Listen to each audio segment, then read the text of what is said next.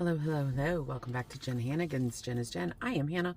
We are two besties for the resties, and this is our channel where we are doing health and wellness for ourselves and our families.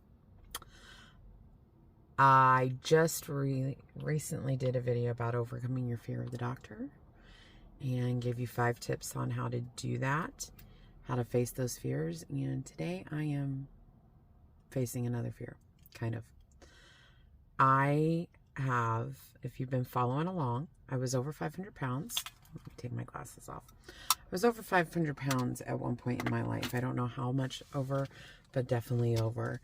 And in April of 2019, Jen and I started WW and had success. I'm now between 350 and 360, depending on the day. I lost over 150 pounds, and that was all in the first year and a half. And then by the end of 2020, I've been maintaining. And I don't know why. It's just been maintaining. I do exercise. I do eat well. I do all those things. So, to be honest, I am now considering weight loss surgery. I don't know how far down that path I'm going to go. It's something that I hadn't thought about before. And my reasoning for not doing it before was I knew I wouldn't be able to maintain the lifestyle.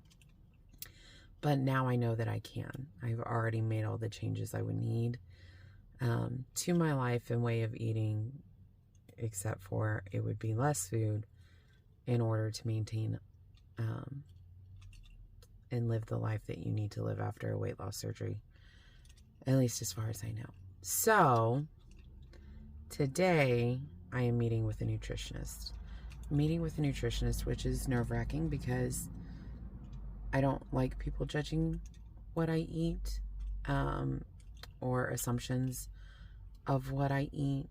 I have talked to a very good friend who has been to this nutritionist before. She also works in the building, knows them very well, and has really good things to say. So this is going to be interesting. So I'm going to go to a nutritionist and we'll see what she has to say. And I will let you know. Let's go. Okay. So that was fun. Nutritionist is amazing. She's really sweet. And listens, which is always a plus. Any kind of medical professional that actually listens, keep them. We looked at my stuff. I told her my history, explained where I come from and where I am currently, and looked at my recent tracking, and I stay within points or just over, even when I'm not tracking. Like what, I haven't been tracking all the time lately, in fact for several months, but every, like, one day a week or whatever, I'll go in and I'll track accurately, just like I've been eating everything. I don't change what I'm eating. And even on my high point days, I may hit like 50 bites, but even on that day, it was 1,700 calories.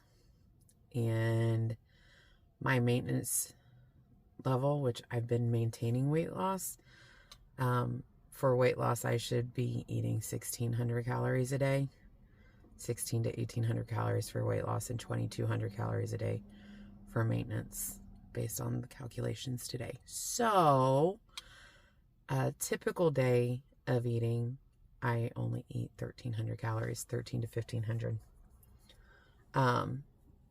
So the plan for right now is to add in some of the good fats and shoot for 1,600 to 1,700 calories a day, and send her my information and see what happens. So yeah, I mean, it's not a big end of the thing. It's not a big reveal of, hey, I went to the nutritionist and now I've lost weight. I just went to the nutritionist. This is day 1. She confirmed that a lot of the ways that I am eating are good. She likes the way I add in protein, and the sources of protein that I have, and all of that.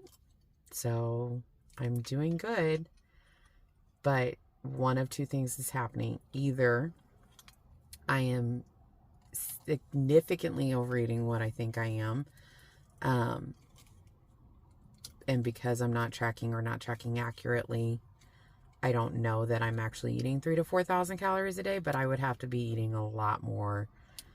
My calculations would have to be extremely off in order to be that. Or I am under eating. And right now it looks like I might be under eating. So I'm going to accurately track. I'm going to weigh my foods and track that way and send her my tracking information. And then I'll update you in a couple of weeks to see where we're at.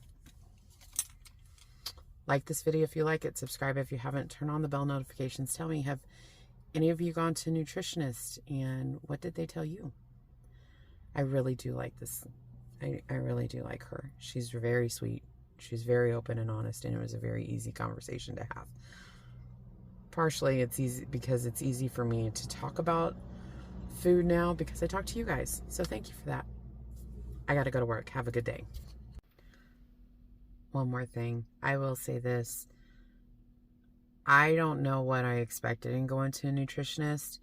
I think I expected a lecture because that's what it felt like when I had to go with Dad when he got diagnosed with diabetes. It felt like a lecture on portion control and don't do this and don't do that. But so I was going to it with a little bit of fear. But I think that my tips with facing the fear of the doctor also work here. I was much better prepared to have a conversation. I highly recommend going to a nutritionist. I don't know what the outcome is going to be, but it was interesting conversation. But when you go prepared to have an open and honest conversation, and don't go in thinking you're going to be attacked. And don't go in taking it personal. It is personal because you're talking about your health. You're talking about the way you eat. You're talking about your life. So it feels very personal. But it really is just about doing the best for you. And I think that I have to believe that a lot of nutritionists, a lot of medical professionals really do want you to live the best life you can. So I don't know. I was just thinking on that as I drove back to work. I think my nerves about it was I felt like it was going to be a personal attack, but I came in ready to talk about it and ready with the information about myself, my history, and willing to talk about myself in an honest way. I think that helped. So, yeah. Bye.